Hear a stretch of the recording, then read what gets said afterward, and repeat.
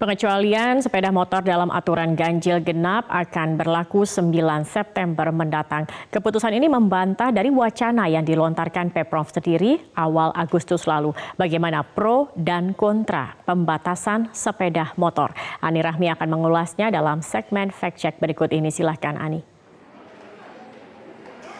Inilah alasan mengapa sepeda motor dikecualikan dalam kebijakan ganjil genap. Ada kajian ternyata yang dilakukan oleh Dinas Perhubungan DKI Jakarta yang menemukan bahwa volume pengguna motor mengalami peningkatan terutama pada ruas jalan yang diterapkan ganjil genap. Tapi setelah dianalisis lebih lanjut dan juga lebih dalam ditemukan bahwa pola pergerakan motor pada koridor ganjil genap tidak berpengaruh pada kinerja lalu lintas. Kemacetan lalu lintas akibat motor juga ternyata hanya terjadi pada waktu-waktu tertentu saja.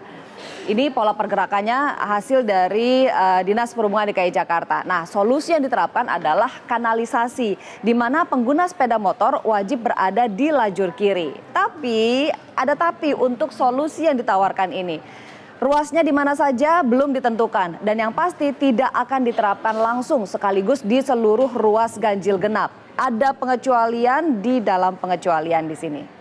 Sekarang kita coba dengar suara mereka yang pro begitu dengan pengecualian sepeda motor dalam aturan ganjil genap. Saya mengutip Ketua Gabungan Aksi Roda 2 Indonesia atau Garda, saya kurang setuju apabila dilakukan ganjil genap untuk sepeda motor. Kalau dibatasi maka akan merepotkan masyarakat sendiri. Yang paling cepat kena dampaknya adalah ojek online. Berikutnya kita lihat dari mereka yang tidak setuju kalau sepeda motor dibatasi. Sekretaris Jenderal Deadline Bikers, kalau itu dibatasi, apa nanti orang disuruh beli 2 motor? Kemudian apakah Pemprov DKI sudah memfasilitasi jalan khusus motor? Tolong dipertimbangkan lagi. Sementara nada yang sedikit berbeda dilontarkan oleh Ketua Komunitas Motor Yamaha Lawas. Asik-asik aja selama itu masih bisa mengurangi macet. Selama itu masih bisa meredam kemacetan yang gila di Jakarta. Ya asik aja. Nah, pertanyaannya adalah kita akan menguji ini. Benarkah pola pergerakan sepeda motor tidak berpengaruh pada kinerja lalu lintas sehingga bisa dikecualikan dari aturan pembatasan? Mari kita bicara angka dan data. Saya mengutip data dari Masyarakat Transportasi Indonesia. Oh, sebelumnya kita lihat dulu mereka yang kontra. Tadi udah suara dari mereka yang pro, ini adalah suara mereka yang kontra. Dari William Yani, Wakil Ketua Komisi A DPRD Provinsi DKI Jakarta. Itu kekurangan beliau maksudnya merujuk kepada Anies Baswedan. Karena ketika mengambil keputusan tidak berkonsultasi dengan orang yang menguasai bidang tersebut. Jadi kebijakannya begitu, maju, mundur, main cabut, dan wacanakan lagi. Masih juga dari mereka yang tidak setuju bahwa sepeda motor itu dikecualikan. Kita akan kutip dari pakar transportasi dari Masyarakat Transportasi Indonesia. Di sini disebutkan dari Joko Setiowarno, Ketua Bidang Advokasi dan Kemasyarakatan Masyarakat Transportasi Indonesia.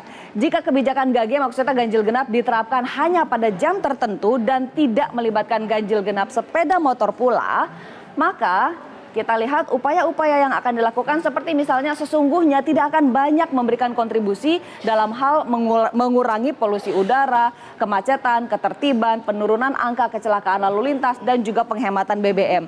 Mereka yang pro sudah ada, mereka yang kontra sudah ada. Sekarang kita bicara data. Saya mengutip lagi dari Masyarakat Transportasi Indonesia, ada sejumlah data yang diungkapkan terkait dari populasi kendaraan bermotor. Dari seluruh populasi kendaraan bermotor yang ada, Masyarakat Transportasi Indonesia menemukan bahwa 75%-nya adalah sepeda motor.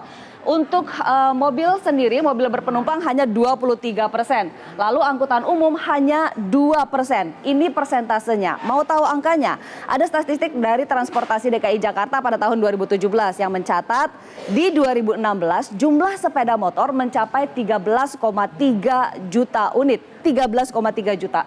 Mobil penumpang jumlahnya 3,5 juta.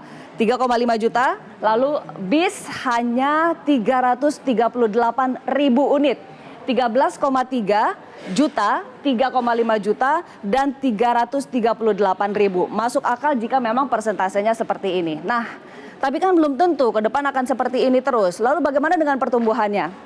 Ternyata pertumbuhan sepeda motor juga lebih tinggi dibandingkan dengan pertumbuhan mobil. Ini data tahun 2010 sampai 2015, lagi-lagi dari Masyarakat Transportasi Indonesia, pertumbuhan sepeda motor rata-rata per tahunnya 9,7% sampai 11%. Sementara pertumbuhan mobil hanya sekitar 7,9% sampai 8,8%. Pesatnya kepemilikan sepeda motor harus diakui memang terjadi sejak tahun 2005, sejak adanya kebijakan mudah memiliki sepeda motor dengan uang muka yang sangat rendah.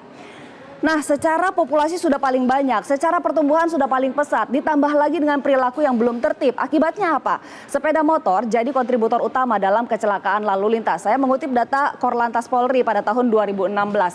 74% kecelakaan lalu lintas disebabkan oleh sepeda motor. Lalu kalau dilihat dari korbannya, 53% korban dari kecelakaan lalu lintas adalah mereka yang memiliki SIM C. Setahun kemudian, pada tahun 2017, gambarannya ternyata masih sama. 65% pelanggar lalu lintas adalah sepeda motor. Lalu bagaimana dengan kontribusinya terhadap polusi? Saya mengutip kajian yang dilakukan oleh Pemda dan juga Dinas Perhubungan. Hasil kajian ini diungkapkan oleh Direktur Angkutan Jalan dan Multimoda dari Kementerian Perhubungan, yaitu Bapak Ahmad Yani.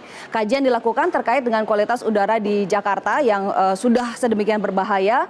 Ternyata pencemaran udara tersebut kontributor utamanya adalah transportasi sebesar 80%. Nah, dari 80% itu sepeda motor kita menyumbang 75% polusi. Itu dari hasil kajian yang saya dapatkan kemarin dari Pemda dan dari Dinas Perhubungan. Kata Yani, ini maksudnya Ahmad Yani, di kawasan Menteng, Jakarta Selatan. Sepeda motor sumbang 75% polusi di Jakarta. Secara populasi paling banyak, pertumbuhannya juga paling tinggi dan juga penyumbang utama polusi. Tapi kenapa tidak menjadi prioritas untuk dilakukan pembatasan mobilitasnya? Kepada siapa keberpihakannya? Kepada rakyat kecil? Apa iya?